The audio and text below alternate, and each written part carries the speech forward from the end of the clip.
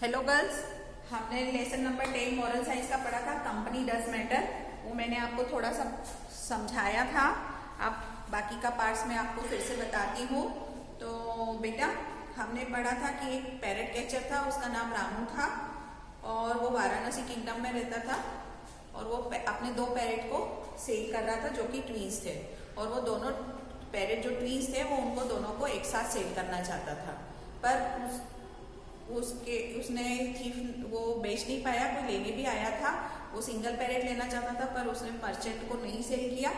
अब उसने फिर क्या किया, कोई थीफ ने चोर ने उसकी बात सुन ली थी और उसने वो पैरेट को क्या किया, अब अपन आगे देखते हैं। तो उसने क्या किया, दोनों पैरेट को चोरी कर लिया। तो the second parrot flew to a small distance and reach the saints हेरिमिटेज।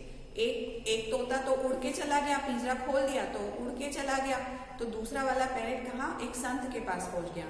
Some holy man were living in the saint hermitage. They did not extend any harm to that young and beautiful parrot.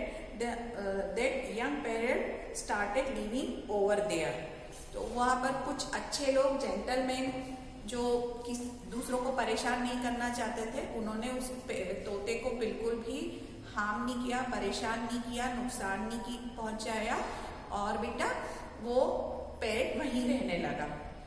और it kept on listening to their conversation. It learn some useful and good words.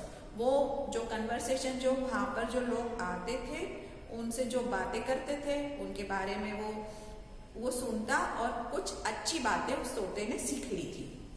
One day when the thief came home and greeted his dear parrot, it instantly spoke, "Duffer, why have you come at this place?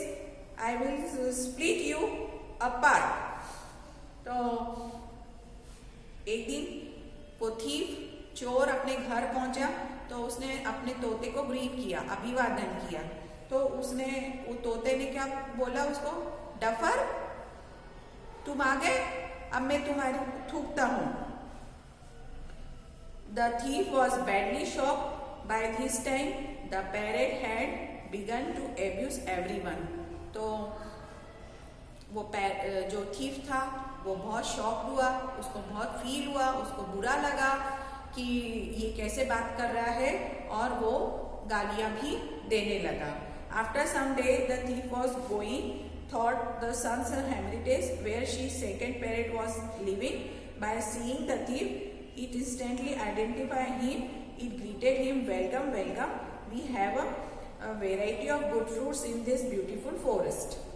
तो वो thief कहाँ गया, वो जो संत थे जहाँ पर पहला पैरेट रहता था वहां पर पहुंचा। तो वो पैरेट ने उस थीफ को पहचान लिया और उसको बोला, "वेलकम, वेलकम, स्वागत है आपका इस ब्यूटीफुल जगह पर, बहुत सुंदर जगह पर, और बहुत सुंदर जगह पर आपका स्वागत है। आपको यहाँ पर इस फॉरेस्ट में, इस जंगल में जो अच्छे अच्छे मीठे मीठे फल हैं, उसको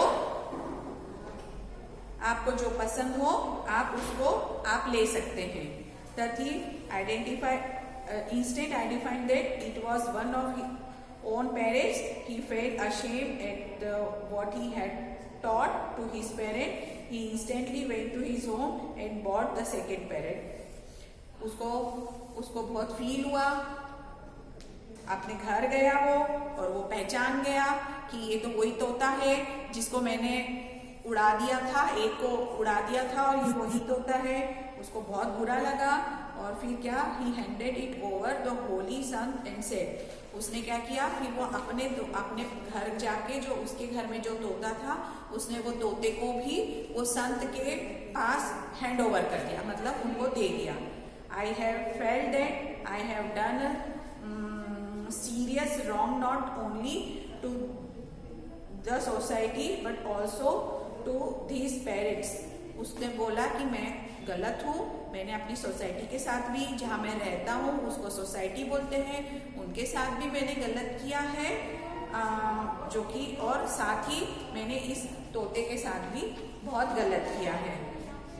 When Then my parrot repeated my language. और ये सारी चीजें मेरा तोता भी मेरी लैंग्वेज को रिपीट करता है. I was badly shocked to hear that, and his own brother always taught the language of holy sons. तो उसको वो जो तोता था उसको समझ में आया कि ये ना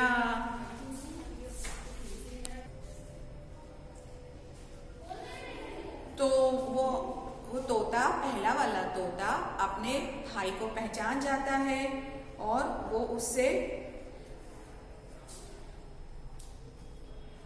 पहचान जाता है कि ये तो मेरा ही भाई है. The sons were very pleased and smiled and said, "It is the particular company that make your deeds. Good company always help one to learn good things."